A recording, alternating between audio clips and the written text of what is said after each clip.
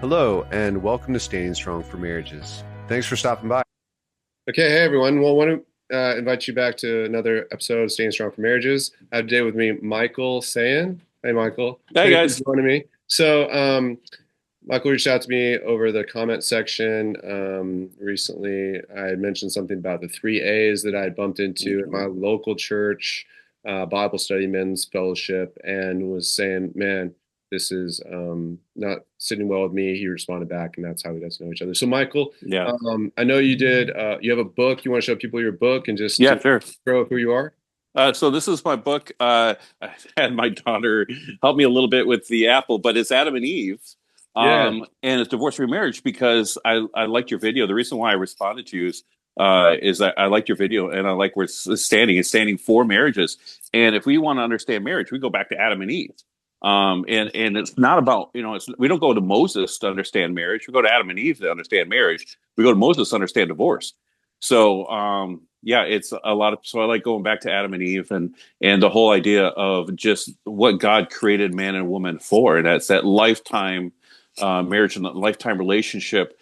And then to have, because I went to Bible college and I wrote the book to be able to have a biblical reason to explain to pastors that there's not three A's, right? There's not excuses for divorce. There's never excuses for divorce, right? 1 Corinthians 7, 10, and 11. You will not see in the whole Corinthians, 1 Corinthians 7, you won't see Paul given a permission or an excuse for divorce. He's given an allowance, but he doesn't give a permission. And that's the whole thing, because believers should not be putting other believers away. Okay, so good intro. I did read your book, like I said, this week. I read it all in one shot, and it's like Yeah, PDF is 60 pages, maybe. yeah, So it's yeah. sort of long. I did, in our correspondence, mention that it was reminding me of David Brewer's work. Yeah. He looks a lot at the historical, not Roman, but also Jewish and other surrounding cultures, their practices on divorce. He ties in a lot of that stuff into his sort of framework. And you said that it reminded me a lot of that. You broke down the covenants, the contracts, Mhm. unilateral, bilateral. Tell me, I guess a good starting off question would maybe be, um, what would you say to someone? I get these comments a lot. People say, well, that doesn't apply to us anymore. Like we're like New Testament people, Sure. we're in the new covenant. And I feel like that there's a couple different ways to deal with Moses, as you mentioned, and Deuteronomy it comes up all the time. And one of the ways that people deal with it is they just say, that's that's over. Like that's Sure. old school. We're in the new school. Obviously, you spend a lot of time working through what would be termed old school stuff. Yeah. Why do you think, where do you find value in that? And maybe what have you learned in your journey as you've really dove deep? Yeah, so it's interesting. I ran into a book at the bookstore from Dr. David Brewer, Mm, and he had his email in the back of a book, which no one ever does. And I was like, no way he's going to respond, right? He's like, hey, have any questions or comments? I'm like, authors don't do that, especially well-known authors. yeah. And so this was probably about 30 years ago. And I'm sure he's more popular now than back then. But however, it was still in the bookstore. So, and he has a doctorate in rabbinics as well as in Greek. And rabbinics is going to be everything to do with Jewish tradition, the Talmud, the Mishnah, Jewish tradition. I know definitely definitely the Old Testament. So he's really known as a specialist, and he's got his PhD in that. So, and he's working out of he works for Tyndale House in Cambridge. He's one of the top scholars. He's a senior study fellow for Cambridge. So he's, I mean, well established. Everyone in the world knows Dr. Even though they don't agree with him. A lot of them really appreciate his work. Well, I talked with him maybe a couple, I would say like 100 emails back and forth, and him and I, and through like 20 years back, just like briefly here and there. And we would talk about it. And then, he really connected with me. He answered all of my questions, every single one of my questions he answered. And he was just super, super helpful. And then him and I actually studied contracts a little bit together. Yeah. He did previously a little bit of contracts, and him and I studied contracts together. We actually literally did together. So we went through a blog that had about contract law in the Old Testament and the New Testament, unilateral and bilateral contracts, and then I just continued on. And he kind of gave me, the blessing to continue on. He did a proofread of my book real quick. Gave me some thoughts, and I asked him for a review. He says, he has competing ideologies, so he really couldn't give a review. But yeah, it's interesting that him and I did do a lot of talking and some of his studying on that. And so we have that connection. And I apologize. What was your original question? So my question would be something like, as I said in our email correspondence, that these types of things, contracts and the historical Jewish understanding of marriage is never, I've been in Protestantism for 20 years, right? I've never heard anybody go through this. It's a lot of work. Like, what would you say would be the benefit to the average person that's thinking, man, do I really need to go understand all these contract law, legal code stuff? Right.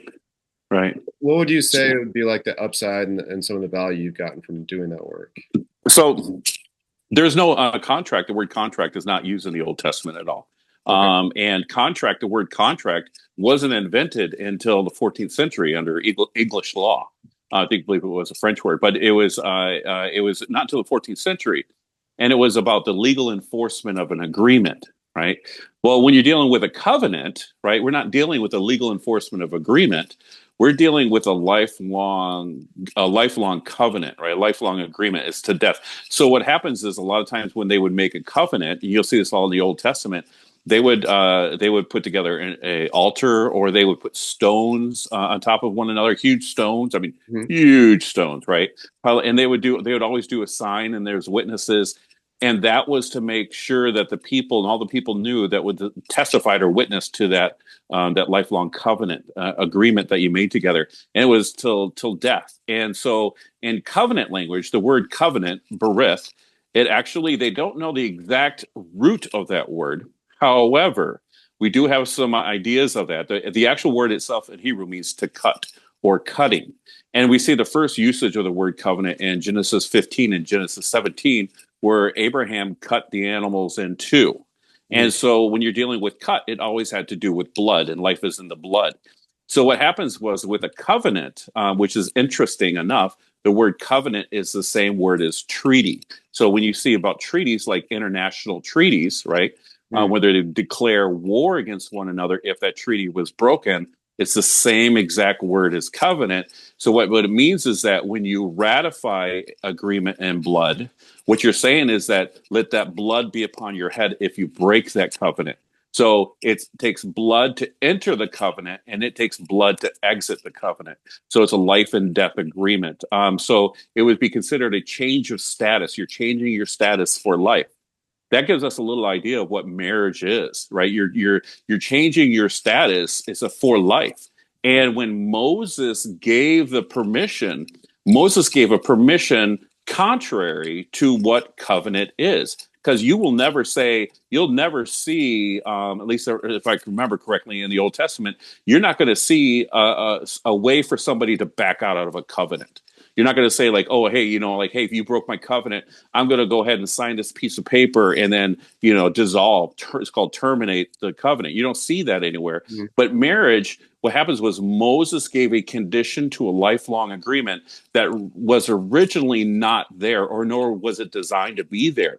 So when Jesus talked to the scribes and the Sadducees, the scribes and the Pharisees in Matthew 19, right? And they're asking, hey, why did Moses give a permission to divorce? He said, from the beginning, it was not so, right? You see that in Matthew 19:8. From the beginning, it was not so. Or from the beginning, divorce was not so. Divorce was never an allowance, but Moses gave an allowance to a lifelong covenant. So this shows you that the divorce was something that was unnatural to the actual design of the word covenant and what it means. Now, a lot of pastors don't talk about it because they don't really understand it fully or its importance. And a lot of them haven't studied contract language. Like I studied some contract language. Uh-huh. So, but yeah, when you're dealing with covenant, it's remember covenants are lifelong, contracts are temporary. So when we make marriage contracts today, we're making temporary agreements, right? That are for a certain period of time. But when you're making a covenant, it's a lifelong agreement that's ratified in blood. And when people drink the wine, well, you're like, well, where's the blood in the marriage ceremonies? Well, the Jews call the grape, the red grape, the blood of the grape. So when you would drink the wine, right, that they have that at every single marriage ceremony, we have it today, right, where we do the toast, right, the wine, that all originates from the idea of symbolism of the blood, and that's called the blood of the grape. And so therefore we are actually doing a symbolic gesture of blood for a lifelong covenant. I see. So yeah, that actually is really interesting because usually that's more of a formality, and mostly it's about the talker or the speaker giving this funny story about the Right. not But some. a lot of those traditions that we even practice today in marriage, during the marriage ceremony, walking down the aisle, and a whole bunch of other stuff that we practice today, is deep rooted in our biblical faith. Uh-huh. Interesting. I can't remember because I don't study this stuff constantly, but definitely people have said that in response to, well, what about what Moses said? They do make mention that Jesus referred to the Torah, but they referred to Genesis. They referred to Adam and Eve and to the early. What like you mean? Which could you explain that a little bit more? Can you Well, so elaborate? sometimes, well, they just point out, sort of as you did, that the Adam and Eve story was what Jesus referred to. He went back and quoted Genesis, I think chapter 3, with Adam and Eve and people becoming one flesh and things like that. Right. He could have quoted Moses. He could have gone to Deuteronomy and continued with their line of thinking, Right. and it exposited that passage. But really, I'm sorry that I can't remember. No, it's actually good that you brought that up because in Matthew 19, right, he goes back to the story of Adam and Eve, right? He says, for the two shall become one flesh. And that's a reference to Adam and Eve. But the question is, when did Adam and Eve ever get married, right? When did we see their marriage, right? And a lot of people are like, well, I don't know. Did the two become one flesh? Yes. When did he know Eve? It was in Genesis chapter 4, said he knew his wife. So it's like, when was that marriage ceremony? Well, the marriage ceremony, believe it or not, that in the Old Testament, the woman never, and you'll see this in the ketubah, which is the Jewish marriage certificate. It's always unilateral. So the marriage in the Old Testament is always unilateral. The woman never makes any vows or signs anything ever, ever. Even today in Jewish, she doesn't. She's not supposed to. She doesn't sign anything. She doesn't agree to anything. Right. All she does is she accepts the covenant. Right. Same thing with the disciples making a covenant with Jesus. They didn't promise to obey him. It's not a bilateral covenant. They didn't promise to obey Jesus. Hey, Jesus, everything you say we will and do. Or they didn't like that, like Moses. But they did was Jesus said, "This is the blood of my covenant." Right, for the forgiveness of sins, and he handed to pour him the wine, and they drank the wine. Now, they didn't make any verbal agreement or sign anything, but they took the wine. It was called the act of acceptance. And in the marriage ceremony with Adam and Eve is that when it's interesting that when Adam says, first of all, God brought Eve to Adam, right? So we see the bringing, and the same thing as a father walking down a daughter down the aisle. When God brought Eve to Adam and says, "This is your helpmate. I created it for you as a helpmeet." Right? It says that, hey, so God brought her to him. And we see the same thing in the story of Jacob. We see the same story with Isaac and Rebekah, right? Where Isaac was just in the field. And then all of a sudden, Rebekah comes, puts on a veil, right? And then he takes this, all it says is he takes her in her mother's tent. And she becomes his wife. You're like, well, wait a minute. Where's their marriage ceremony? Right? You know what I'm saying? Does that make sense? It does, So yeah. our Western idea of what marriage is totally different than what biblical idea of what marriage was. Marriage was when the father, right, when a man would leave his mother and father and cleave to his wife. The woman doesn't leave her mother and father. She stays with her father. We see this in Numbers 32 through 16, where it says that she stays under the authority of her father and under the roof of her father.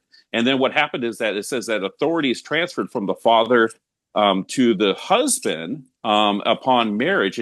And so basically, the man, when he marries her, he's taking her father's authority. That's why he pays the bride price. It's the exchange or the transfer authority from one to the other. And then he's giving his daughter away. And that's the same thing what happened with Adam and Eve, right? God gave his daughter away, or gave Eve to Adam. And the same thing with Isaac or Rebecca, because what happens is that you have Abraham's servant going in to make with Rebecca's father to make an agreement for marriage. He says, he was going to give her a bride price, ask what bride price. He says, you can have her if this is the Lord, you can have her. And so there was no bride price. He gave her as a gift. There's like a long story, but basically when he gave her gift, Abraham's servant had all this gold and all these camels of riches. And so he didn't want to offend the man and say, no, you have to have this. Is that he turned around and said that he gave those gifts to Rebecca and her mother and her brother. And so the Jews today, they base their marriage based upon that passage of that, that the servant of Abraham, instead of giving that money to Rebecca's father, he gave it to Rebecca and he gave it to her mother. And so in the Jewish understanding of marriage today, the man doesn't pay the bride price to the father today in Israel.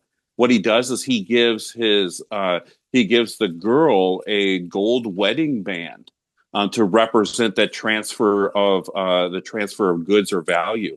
So he pays the bride price straight to the woman. But that's a perversion of what the Bible actually is trying to present there.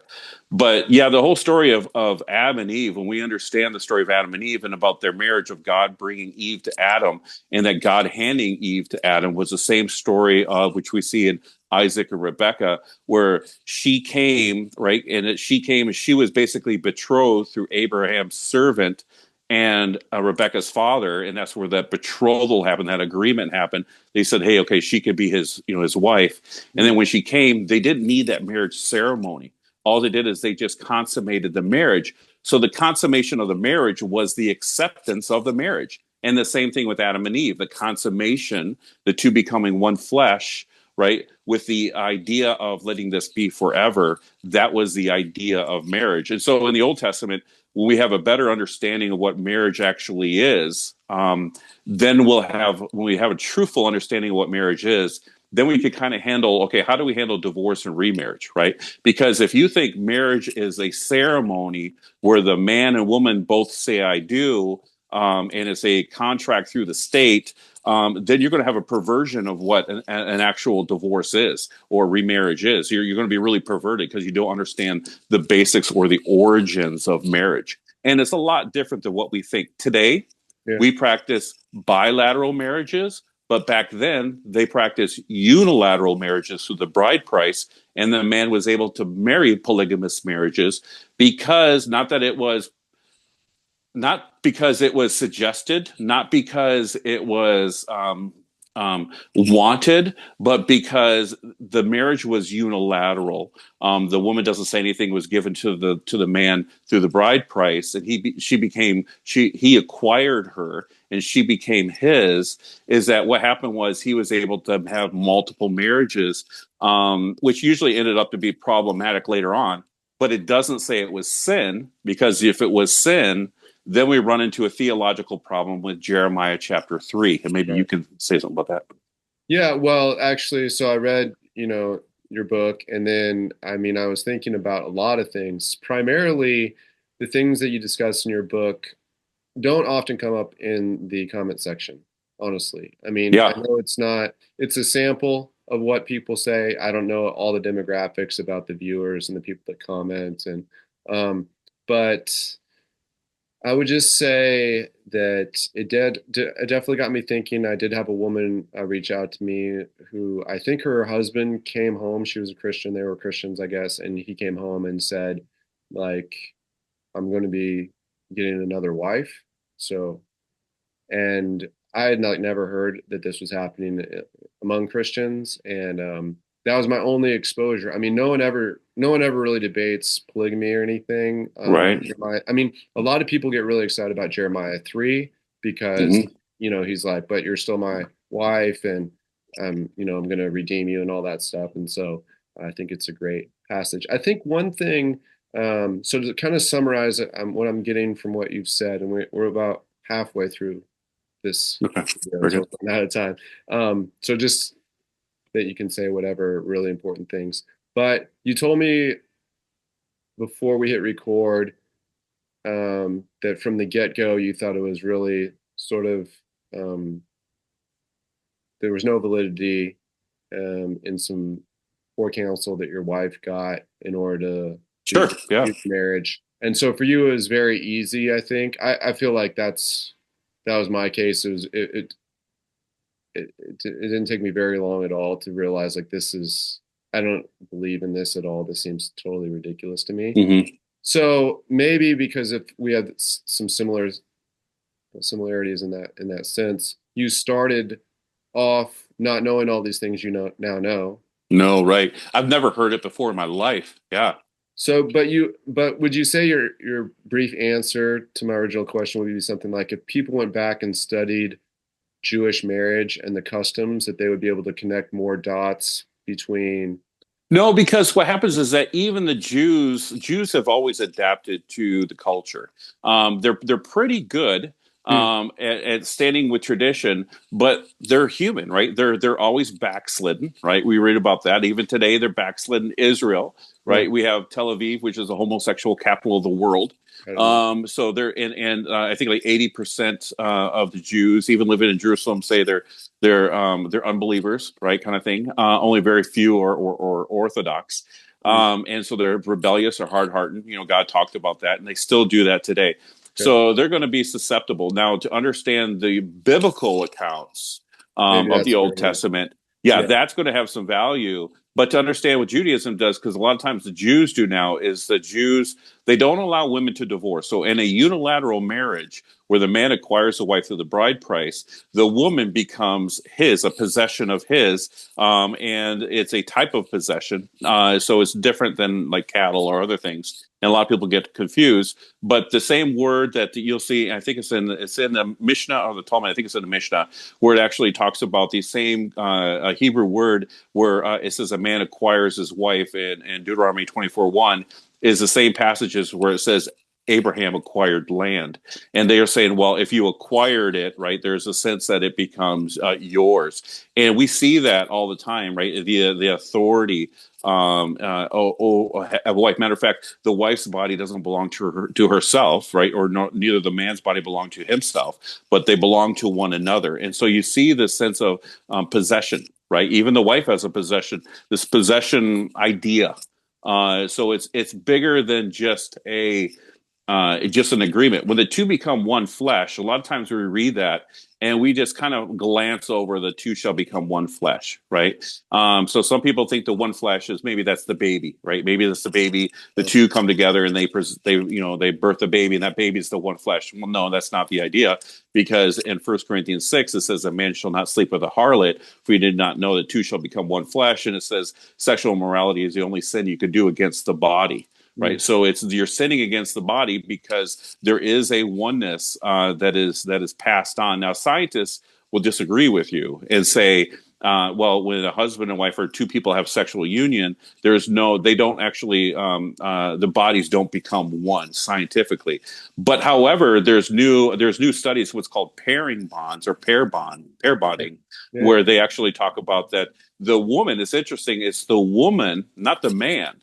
Because the man if he can have a polygamous marriages, theoretically even, then what's happening is that here his pair bonds is not with one mate forever. It's her pair bonds that's one mate forever. And that's how come it was so important for the woman to be a virgin when you married her in the Old Testament. And it wasn't so important for the man to be a virgin. As a matter of fact, if you already had a wife and you married a second wife, you weren't a virgin anyways. So the virginity was all about the woman's body becoming one with the man.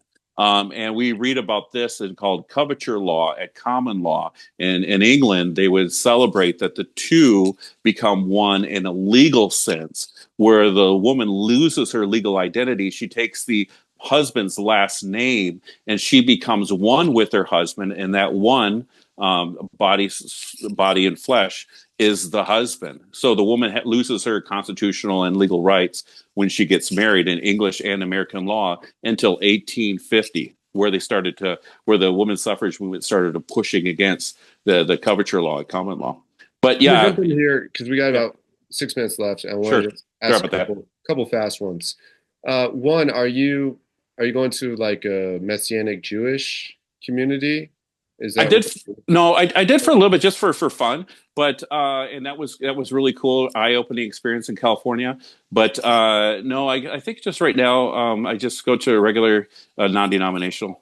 And how is that going? We talked about the 3 A's. I've been bumping into this thing where pretty much across the board, we have like a full-on divorce culture that's been accepted into the heart of Protestantism. And so wherever you go, lottery marriages, pretty much. Well, the woman was never allowed to divorce, right? So all the Christians, even the theologians, agree. Everyone agrees, hands down, the Old Testament, woman was not allowed to divorce. So when you go even in the New Testament, when Jesus talked about in Matthew 19 and Matthew chapter 5 and Mark 10, Luke 16, 18, when he talks about it to the Jews openly, he's saying he never talks about that the woman having permission to divorce her husband. He only says that in private in the Mark account. When he's talking with the disciples in private, there where it says a woman's not to divorce her husband, and any remarriage would be adultery. But he doesn't say that to the Jews, because even the Jews, the ones who believe in Hillel and Shimei, they totally still did not allow, even today, Orthodox Judaism, even the state of Israel, does not allow women to initiate a divorce.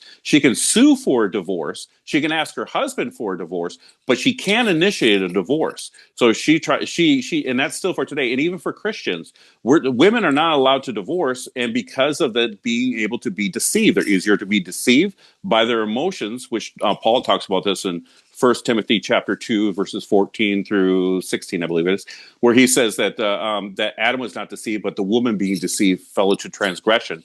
That woman has a sense, because she is more emotional and more makes her decisions based on emotional states. Man was given authority over her, right? Because Adam said to God, "This is the woman you gave me," right? He kind of put it on God, where he says, like when the sin of eating the apple or the fruit, and he says, "This is the woman that you gave me," and then so God says, to the woman, right? Her punishment was, "Your desire shall be for her husband, but he shall rule over you." Now, when the man has rule over his wife, which we see in Romans 7:2, that she's under her husband, the law of her husband, she can't initiate a divorce. So even today, women should not, even Christian women should not be able to initiate a divorce against a husband.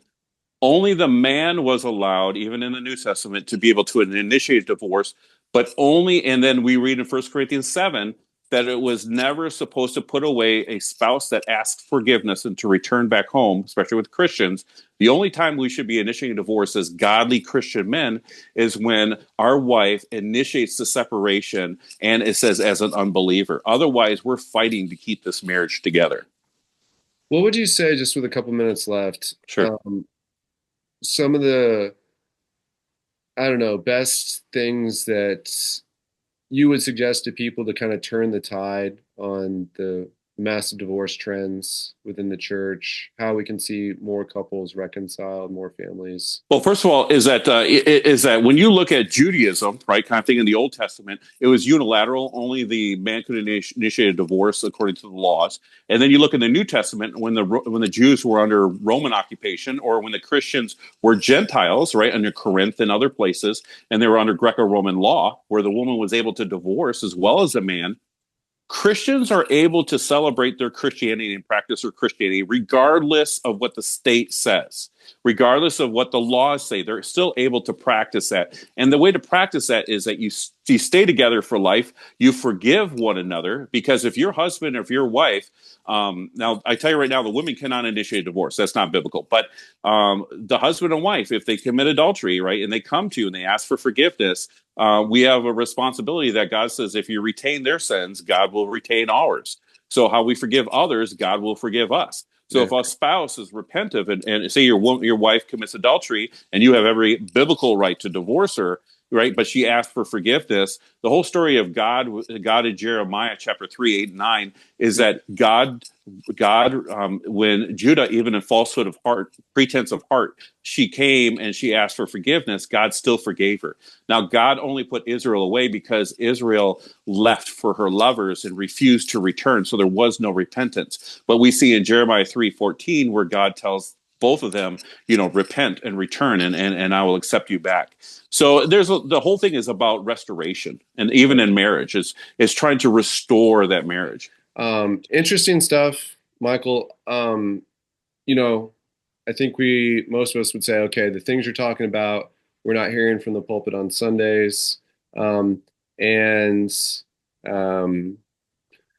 the thing that I think I kind of wanted to ask you was to talk a little bit about how you're surviving in the church culture, given that I would say like the views you have take a lot of work to arrive at. And since they're not commonly taught, they're sort of strange to people. They're odd. They're not familiar, you could say. And so it's not like you're in the majority here.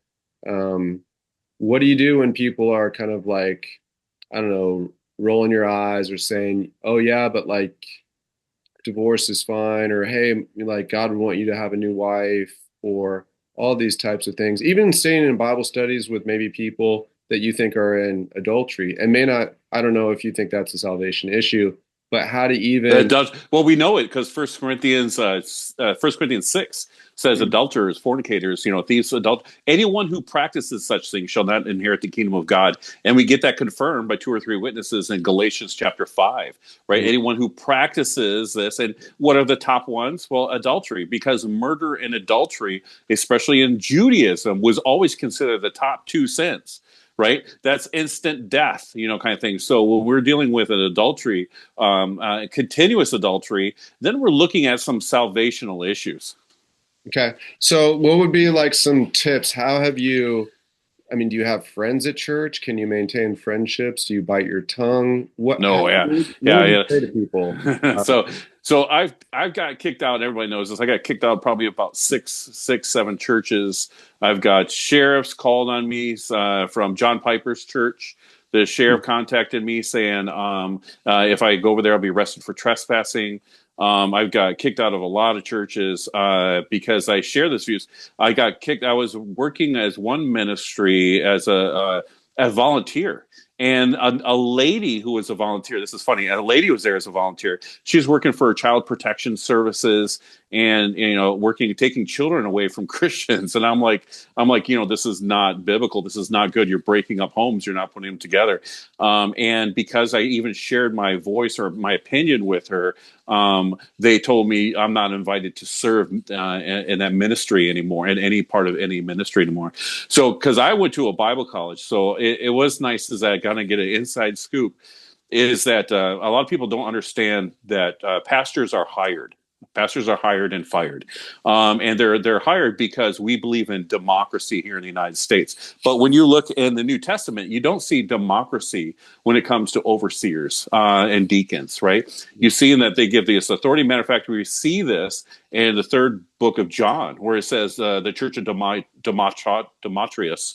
It said that the apostles said they went to go into the church, and the pastor wouldn't allow them even to step inside the church. So they denounced him and the church, but he had authority. There wasn't a body of a board of directors over him. But here in the United States, which is not biblical, board of directors over pastors, you run into some really big problems, because then you have pastors who are trying to appease the board of directors. And so what happens is that when you go for a job as a pastoralship, and a lot of my friends, people that I've known, because I went to Bible college, that's the route. That's what they're planning on doing. Yeah. Is they'd sit before a board, right? Because they're the ones that hire the pastor. The pastors don't appoint other pastors. They may give suggestions, but they don't appoint them. The board of directors are usually the ones on the larger denominations, are the ones that hire these pastors. And one of the main questions they want to know is, what are your views on marriage, divorce, and remarriage? No kidding. And if that's on the interview, huh? Oh, absolutely. That's a very top question, because anything. Yeah. I just want to jump in. it's not really important, but I shared it with you before. I went to a church when I was early standing. I asked the pastor, what are the terms related to marriage and divorce and remarriage? And the guy totally dodged the question. And I really felt like he didn't know the answer or he couldn't say what he thought. Yep. And then later on, a few years later, I was at I was at a church. There was a younger guy. I mean, he was fairly new out of seminary. It was a new church plant. And I had this original question come to me that had never come to me. It's probably very common for other people, but I just really realized, is what this guy is saying here on Sunday morning as I'm sitting here listening to a sermon, is this what he actually thinks? Or is he giving us what the seminary approves of? Yeah. So what they're doing is that when you go to seminary, people don't know this. So when you go to seminary or Bible colleges, not really universities, because those are more secular, and you're more looking at secular degrees. So when you go to seminaries or Bible colleges, accredited or non-accredited, is that you're looking at the difference between accredited and non-accredited. Is accredited is that means that a lot of times the state has certain requirements to be able to give degrees in that particular field, even if it's a seminary. Bible colleges, a lot of times, they're not accredited through the state, so they can still give out certifications, whatever they want, but it's not certified through the state. So when you're looking to get a pastor, they're going to ask you, did you go to accredited or non-accredited, seminary or Bible college? That's just a little bit idea. But when you're dealing with seminaries, right, and a lot of stuff there that they believe in a theological doctrine, and they believe the way that colleges are, because they're prideful in a sense that they believe that they have to have an answer for everything. Because, hey, we're a college, we're a university, we're a seminary. We can't say, oh, yeah, divorce or remarriage, we're not sure, right? Because then nobody will go to our seminary. So they try to have an answer for premillennial, postmillennial, right, for everything. And they can get themselves in a trap. But then also what happens is that colleges today, as well as even education, even public education, you're just regurgitating what you're taught, right? You're not taught to critically think. You're not taught to critically think in these seminaries, right? So if you start preaching or spouting different doctrines than what that seminary says, they can't give you a degree from that seminary who have certain stance on theological doctrines. And marriage, divorce, or remarriage is interesting. They have recently the seminaries have veered away from marriage, divorce, or remarriage, and they've given that to the Christian universities that deal with Christian counseling. And they're like, well, the Christian counselors are handling the issues of marriage, divorce, or remarriage. But then I called up the universities and I'm like, hey, what kind of theological background, what kind of studies are you guys doing for marriage, divorce, or remarriage? They're going, well, we don't do any. We try to keep open. So even when you sit down with a Christian counselor, 99% of the time, maybe 97% of the time, you're going to deal with, when you have a problem with your wife or your husband, say, let's go ahead and speak with the pastor. Pastor says you guys should speak to our counseling department, and we have a certified, counselor, and they has a degree in counseling. 9 out of 10 times, they have never even studied the issues of marriage, divorce, or remarriage. So they're going to regurgitate some of the biblical stuff, but mostly the licensed stuff that they got through the state, because they have a state certification or license and they're required to stay within those boundaries. But yeah, so it's horrible when you today.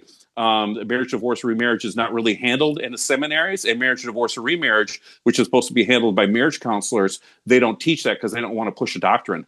So you're having the issues of marriage and divorce, or remarriage not handled at all in any college, any seminary, any university ever, but maybe one quick class, not even a class, maybe just present a part of the class. Like a survey. So as far as that issue, it's because it's considered a counseling issue, not a biblical issue. And so when pastors, they really don't have an idea what they believe. They have what's regurgitated to them from their universities or college or seminaries. So they regurgitate it. And then a lot of them develop opinions as they're in pastoral roles. But then they can't sway against the board of directors, because the board of directors has ultimate authority in the church.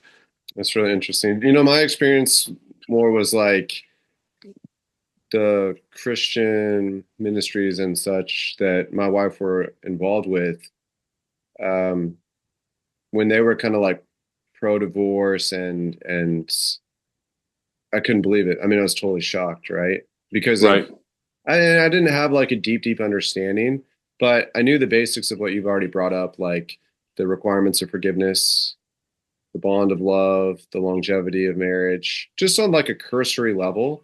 And so for I think a long time I thought, man, these people really like blew it. Like this particular organization is just Well, super way off in the left reason why field. too is because this answer the question or that specific statement this is really important. Huh. There's a certain point when the church can get into legal trouble. Okay, when the church can get into legal trouble, it's no longer the pastors or even the board of directors who are leading that church. It's the lawyers of that church who are leading the church, leading the doctrine. So when it comes to marriage, divorce, remarriage, child custody, foster, not really foster care, but child custody, CPS, Child Protection Services, family court. You're dealing with a lot of legal issues. So whenever there's legal issues, the church likes to be hands off because they're afraid the church is going to be sued. So they like to say, well, let's give you to a certified or licensed counselor because they know that they can't be sued at that point because you're dealing with a counselor who's licensed to the state. So a lot of the bigger churches the pastors don't even like to handle those issues anymore. They'll teach the doctrine from the church pulpit, but then when you meet with them in private, the private, what they tell you in private doesn't match up what they teach in pulpit. Because a lot of times when they're private, they're humans, so they can be swayed by their emotions. So if they say, hey, like an example, abuse. Well, abuse isn't a definitive word, right? Well, first of all, it's not in the Bible. You're not going to see the word abuse anywhere associated with marriage, divorce, and remarriage in any of the passage, New Testament or Old Testament. You won't see the word abuse, Hebrew or Greek, right, or Aramaic. You won't see it anywhere in dealing with issues of marriage, divorce, or remarriage at all. So that's not even in there. But then when it comes to abuse, like it is today, like, hey, well, they emotionally abuse me, right? There's now in California, you can divorce for educational abuse and fight for the custody of your children. You can financial abuse, right? Taking your wife's credit cards. So there's so much issues when it comes to abuse. Is that even domestic restraining orders, right? Those are based on abuse of domestic partners, and you're dealing with, I think they say about 25,000 restraining orders per state per year, or maybe it's more than that. It's like, and then like 95% of that is because of marriage or domestic, boyfriend, girlfriend, or husband, wife situation. So it's, like I said, it's a point where, when it comes to legal issues, the church doesn't like to get involved in those issues. So a lot of times when you go to them, or like an example, say your wife's divorcing you, and you go to the pastor, and your pastor say he's the one who married you, right? Say and say his wife and other people in the congregation were witnesses, right? What are witnesses they're supposed to do? Well, a witness is not only to witness that it happened, but that if the other party breaks that covenant, they're supposed to be able to testify against that other partner, right? Like an example, every word is established by 2 or 3 witnesses. If you have an accusation against somebody, you have to bring in the witnesses, right? It says if a brother or sister sins against you, confront them with 2 or 3 witnesses. So say your wife's going to divorce you, which, first of all, it's not biblical. Then say that she doesn't give a biblical, even example, not even close, right? And then what happens is that you're like, hey, you go to your witnesses at your church, and you go to your pastor who married you, and you say, hey, can you give her a call, please? Can you testify that she's sinning? Can you come with me? And they'll say, well, sorry, we don't want to get involved. Or they'll say, she can call me. She's not going to want to call the pastor, or she's not going to call the witnesses if she's sinning, right, or involved in sin. She's not going to want to hear it. So what happens is that she leaves. She either leaves the church and goes to a different church, or a lot of times the pastors just turn their back, and then you're going to have your former wife or even your wife come in with a new boyfriend, and you guys are going to the same church together. Right. And the pastors are not addressing this. The witnesses who were there witnessing at your wedding are not witnesses against her during the divorce. Right. And then what happened is that you have the church have a hands-off approach. And when you have a hands-off approach, and the state is not saying anything bad to her, and the church is not saying anything bad to her about divorce, then basically you have almost nobody who has a position of authority over the wife telling her, don't file the divorces. Now, women file for 75 to 80% of all divorces today. And that's because of being swayed by their emotions, and then also because they're not getting any pushback either from the church or the state. I think a lot of people also say the cash and prizes is kind of the term that they use, but there's a lot of financial. What is the guy's name? Robert. I can't remember his name, but he talked a lot about I'll put it when I edit a lot about the way that the state can get more and more involved in people's personal lives, the flows of their money, where their children live, where they live. A lot of it's a big business. I think $50 billion industry between the lawyers. Yeah, yeah, and now it's even more than $50 billion a year now. More, and I deal with. I've helped with. I worked with a lot of families in fighting for constitutional issues, family court, foster, CPS cases. I've given them because of my understanding on contract language. I've been able to study the Constitution and the Supreme Court rulings. But yeah, it's to a point where back in the Bible, right, the Old Testament, the state was not in charge because the state and the church were one, or the state and the synagogue were one in the Old Testament, right? And then what happened was, then you have the Christians under the Greco-Roman law, and Greco-Roman law was secular. The state handled marriages and divorces. However, that quickly changed to ecclesiastical jurisdiction in 300 A.D. when the Rome became Christian, right? Catholicism. They embraced Catholicism, and they embraced the Pope, and the Catholic became the church of the state.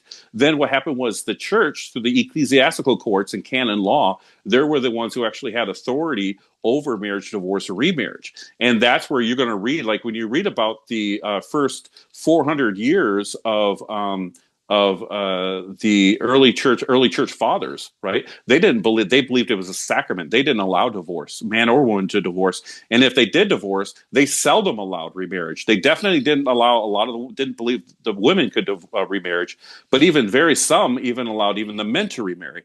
And so they believed in the sanctity of marriage in the first 400 years, and quite unanimously. And then what happened was that the Church of England, and also the Catholic Church and the Pope, that was marriage, divorce, or remarriage, called matrimonial matters, was handled by the church until 1857. And then the state took authority away from the church because the women's suffrage movement in England said, we want a right to divorce our husbands. And Parliament said, well, the only way that you're going to get a right to divorce your husbands, because the Catholic Church did not at this time allow women to file for divorce.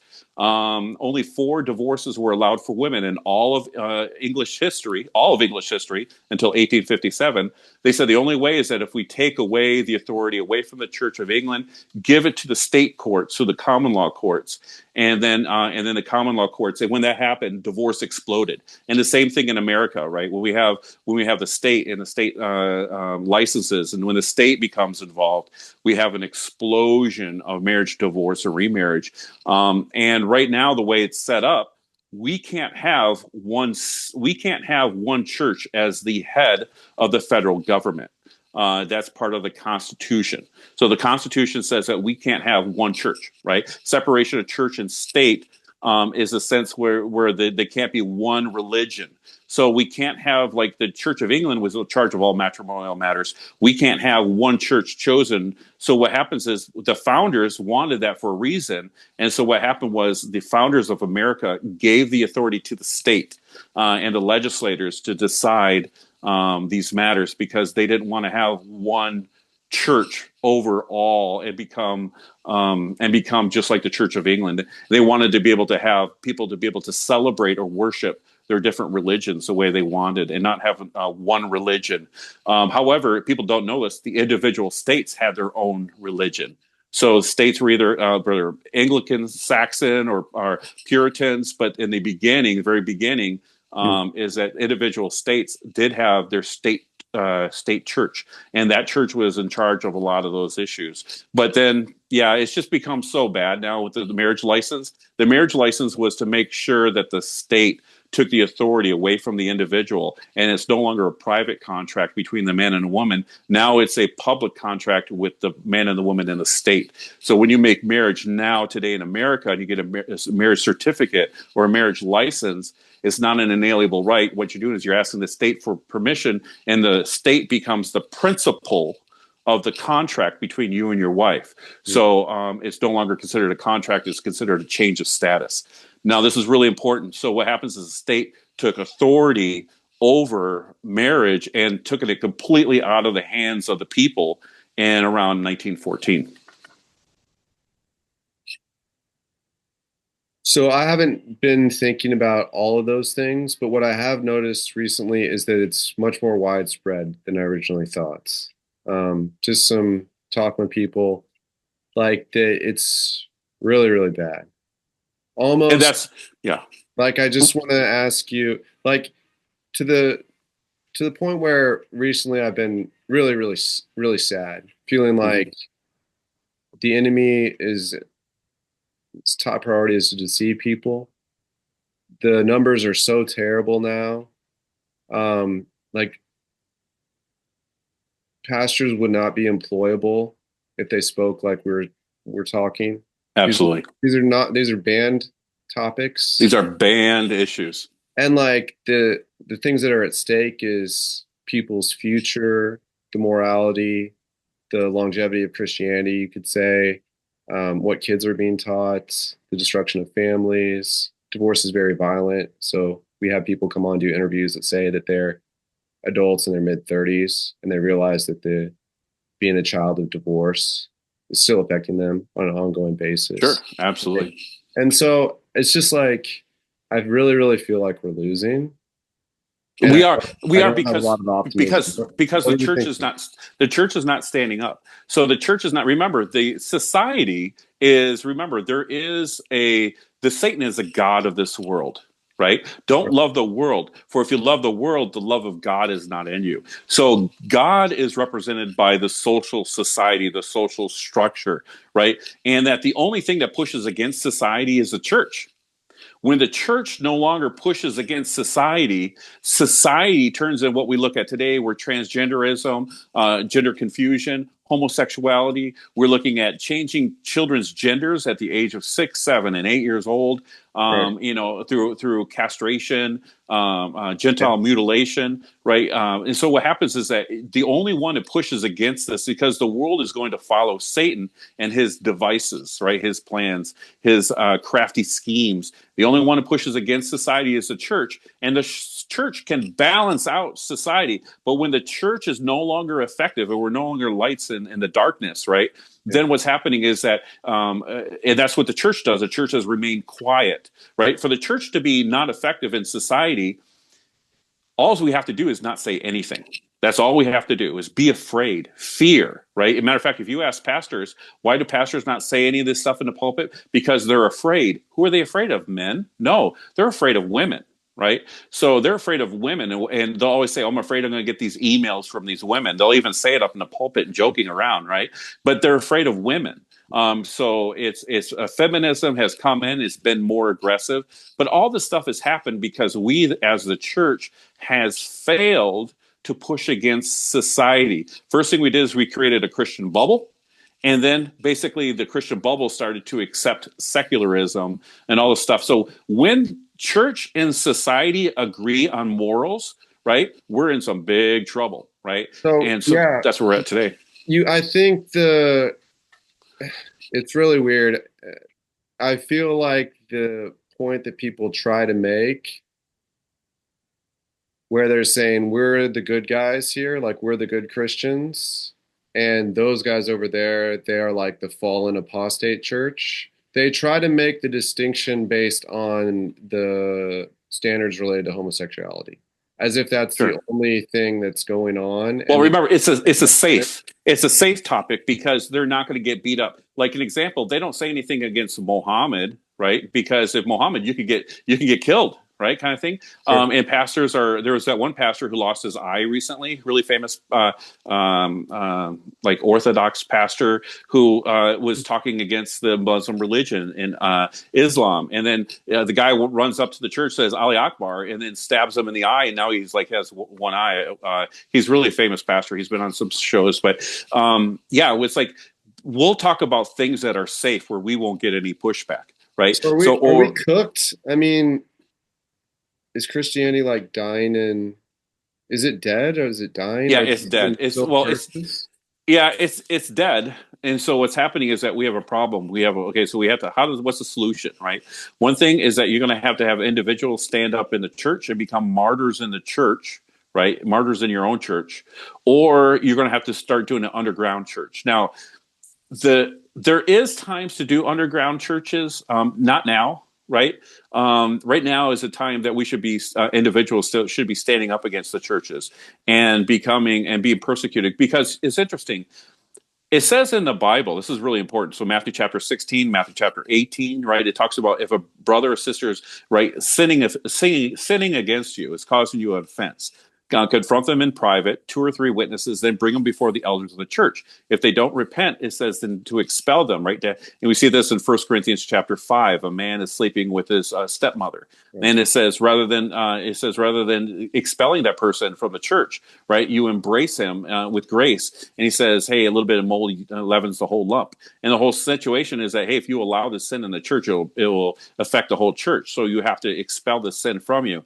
But however, the only church discipline we're getting right now is those Christians like you and I who speak up in church and push and say something against church doctrine, right? So an example, church they'll call us that will say, well, we're causing a division, right, in the church, and division in the church, right? We need to be expelled, and in a sense, we are, because we read about.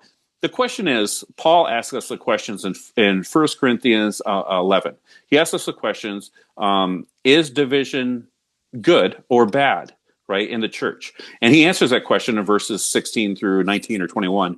He says, for right now, he goes, though I mourn that you guys have division in the church, he goes, these things are necessary, because what it does is it brings out the wolves among the sheep, and it shows those who are approved unto God. So you read about that in 1 Corinthians chapter 11, 16 through, I think it's 21 or maybe 19. But it talks about division is, though it's sad, it's necessary, because it exposes the false doctrines and teachings of the church. But however, if you, I'm telling you right now, just like myself, if you stand up and you speak against and you openly preach against the doctrines of your church, whatever church that is, especially if it's a sensitive topic or a topic that they believe in strongly, they'll tell you to leave that church, or they'll expel you from that church, like they did me, and give you a, do not return. You'd be trespassed under law. Yeah. So, but yeah. So it's to a point where now it's like, first of all, believers have to understand and know the truth. Now the question is, like your show, right? I like the way your show is like, how do we? You and I may see differently, right? As far as I believe that the man has an allowance to file for divorce, and when he is divorced, he is allowed to remarry under biblical things. Now, and so we may see differently, and a lot of Christians will always see a little bit differently. But the question is that, but the thing is that you and I both embrace the sanctity of marriage, and that marriage it's not should it be forever, it is forever. And divorce is something that's contrary to marriage itself, the covenant of marriage. And so that message, even like an example, even you and I say we disagree on the little stuff. But if you and I were spreading our doctrine in churches, the churches would at least be able to have a sanctity in marriage, right? Bring sanctity back to the marriage, right, where it's something special, it's sanctified, it's set apart, it's something that is one of the main things. It says that fornicators and adulterers shall not inherit the kingdom of God. Are you familiar with that? The bed is undefiled, right? It talks about that. I think it's Hebrews. I think it's Hebrews 13 verses 1 through 4. It says it talks about the bed being undefiled, but adulterers and fornicators shall not inherit the kingdom of God, or shall be judged. And so adultery is just one of the huge issues of sin. And you really can't be too careful, but to test all things through Scripture, right? But the problem is right now is not necessarily how many people are getting divorced, though that's bad and it's sin in itself, but how many people are getting remarried of those people who are getting divorced, right? We're probably looking at 80. My guess would be like maybe 80%. Yeah, of the people who 86%. Yeah, so we're looking at 80-90% of the people who get divorced get remarried, and so the majority of those, even then you look at like 80%, 75-80% of those are women. And I don't know if you know this, but they've broken it down according to religions, and Christianity is one of the highest divorce ratio. Matter of fact, atheists we have a higher divorce ratio than atheists right now in the United States. I don't know if you knew that. So they break it down according to Jewish religions and other different religions and denominations. But Christians is up there at the top, right? And then instead of being an example to the world of good, we're an example to the world of evil right now. And God's going to judge the household of God first. So we're going to be judged as a household of God first. before he judges the world. It's not going to good. God's long suffering, but his patience doesn't endure forever. So that means that he's going to judge the church, and really, really soon. The chances of the church turning around at this point, I don't think it's possible. I don't think it's plausible that the church is going to turn around. I don't think that people are going to embrace a message that's yours or mine or somewhere in between, right? I don't think that the people are going to embrace that message. And I think we're going to continue to have an explosion of marriage, divorce, or remarriage. It's impossible because of the Constitution for us to have one federal church, right? So because we can't have one federal church, and there's a Supreme Court case that says we can't even have a state church now because a state can't even show preferential treatment to a denomination or a belief or religion. So now this is by the Supreme Court recently. I think it's in 1960 or around like that, but 1960, 65, something like that. But yeah, and then with no fault divorce, I don't see no fault divorce being turned around. Yeah. No fault divorce turns no fault divorce was created under Russia, under Marxism in 1917. And that's because Marxists didn't believe in the capitalism of marriage, and they wanted to separate the families because they believe it was an oppressive patriarchal state. And so they wanted to divorce. They wanted to separate the marriages. They wanted the woman to be able to enter the workforce, double their taxes, and now we have all of our children today entering into the public school system. So the government is teaching our kids moral rights and moral decisions, and they have unlimited access to the internet. So basically, we have lost our kids. We have lost the state. It's impossible for the church to take control of matrimonial matters in the United States because of the Constitution and the Supreme Court.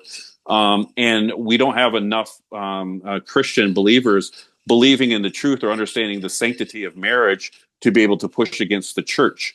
And so we're really in a state where we're coming to a point where we're asking for the judgment of God.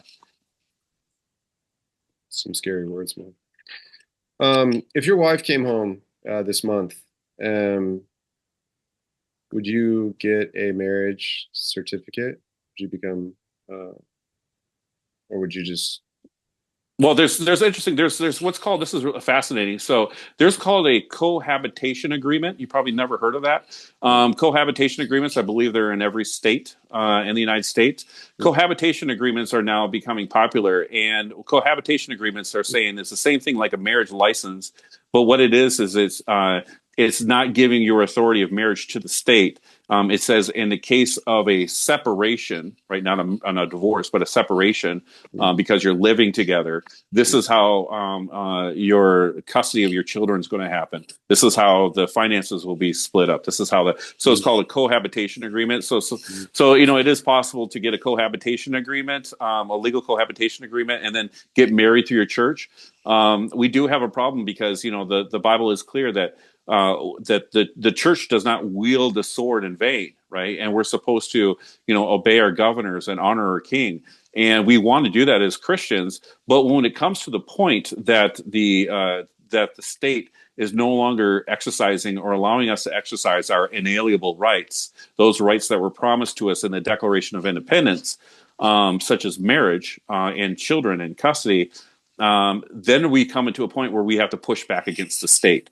It would probably be best, and I hate to say it, but it'd probably be best not to get a marriage license, to just get married through your church, have it written in the Bible like they used to do in the olden days, and make sure that the church realizes that that's a marriage and and that you have witnesses that will be able to speak against your husband or your wife if they initiate a divorce or a separation.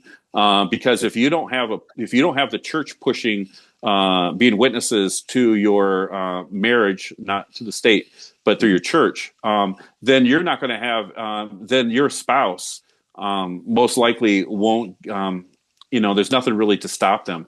There's no social law or social construct to be able to stop the other spouse when they separate. And you want to be able to have that. So it's right now, I can't tell somebody to get a marriage license. I can't tell somebody that getting a marriage license is a sin.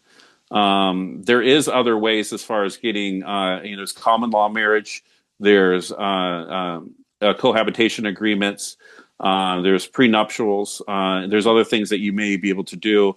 Some churches are, because of all this, they're marrying people without marriage licenses. Chances are, what's going to happen is the IRS is going to push back and say that, hey, churches, if you're not getting marriage licenses through the state, you're breaking state law, and if you're breaking state law, pastors, then your 501c3 will be taken away. And so we'll start seeing if pastors start doing that on a regular basis, we'll see that tax exemption start being tucked away.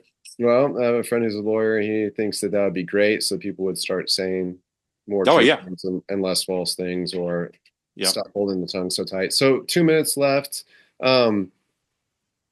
What authors or resources have been helpful to you, and or what signs of hope do you see as you I just don't. I'm in the family system, court systems. I filed the federal court case laws. I filed tons of laws. I even asked the Supreme Court, the state Supreme Court, and my issues. And I'm fighting for other people's issues, but the United States Supreme Court doesn't want to hear issues of family law. And so we're really in a tough spot.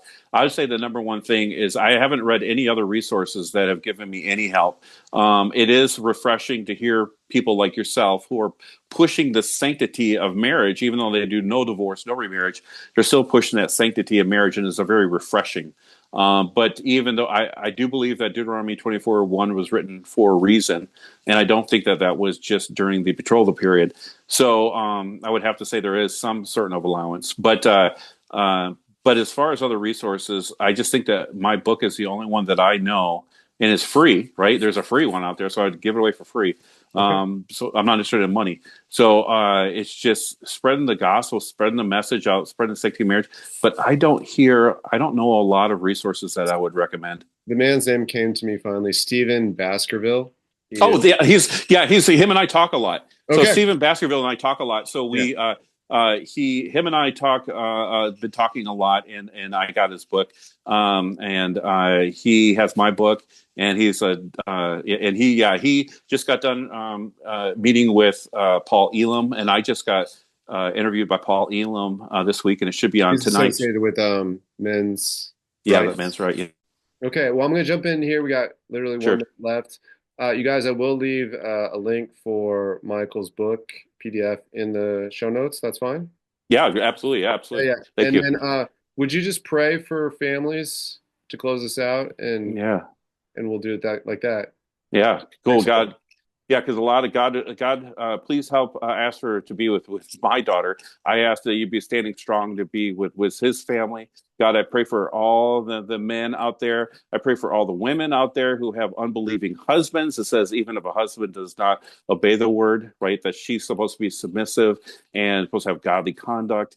And those things are really hard. They seem impossible. So God, and like standing strong in myself, that we've been waiting a long time for our wife who left us to return home, is that God, I ask you that you strengthen believers to be able to stand strong, to not just run off and get married, to not just run off and divorce, is that to seek reconciliation, seek love.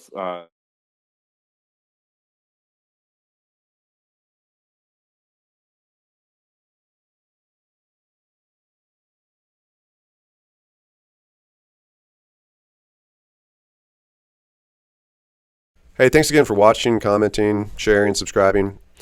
We have an opportunity, if you'd like to be a financial participant with this ministry, that you're able to do so. God says that his heart for us is to be cheerful givers, and I think a lot of the cheer in giving comes from being really excited about certain causes. So there's a million causes and things going on in the kingdom. I would encourage you to find something that you love and that makes you feel happy that you're giving to it. Sometimes there is the white knuckle just of the being generous as a discipline. I think there's a place in that, but I don't think it's just that. So we have different tiers from $500 to $500 a month, because I really have no idea how much money people are making, but it's just an opportunity to let you know. You can find links in the show notes, and let's get back to it. Thanks again.